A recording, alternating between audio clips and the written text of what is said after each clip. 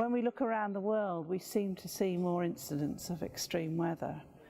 And of course, that's what we might expect as our planet warms. But the other key thing is that actually our own experience of extreme weather covers just barely 100 years in many countries, and a lot less than that. So of course it's perfectly possible that some of the extreme weather is just that we haven't sampled it before in our experience.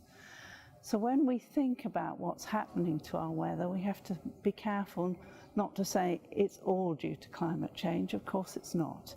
It's a mix of things. It is about natural variability. It's about what the weather would do in any case without climate change.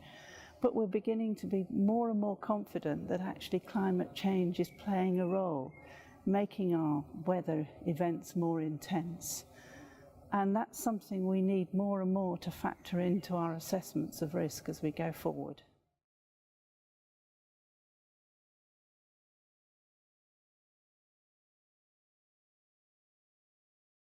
So over the last decade, I think there's been major advances in the science of weather and climate, and our ability to capture details of the weather at the local scale in our models, and indeed to understand the probabilities of extreme weather, whether it's a few hours ahead, a few days ahead, a season, or even out for the next 2 or 3 decades.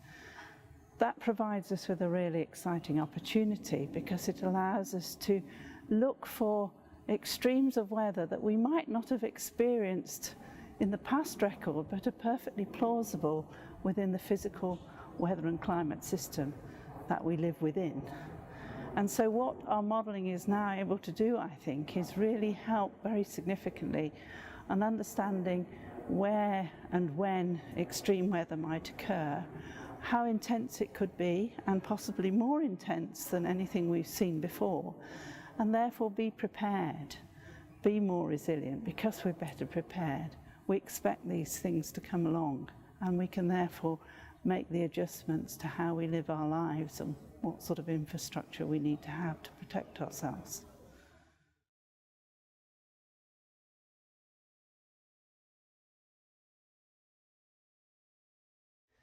I think it's all about working in partnership.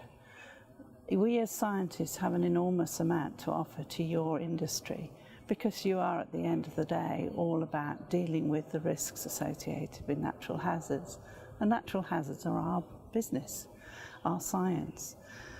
What we have to do is to find ways for the intelligence that we own on weather and climate science, how we transfer that into the modelling systems and the data that you use as an industry, and work together to communicate both what we can do to mitigate those risks, but also so that people do understand their exposure and that governments can put the right policies in place to help us all be more resilient, better prepared in the future.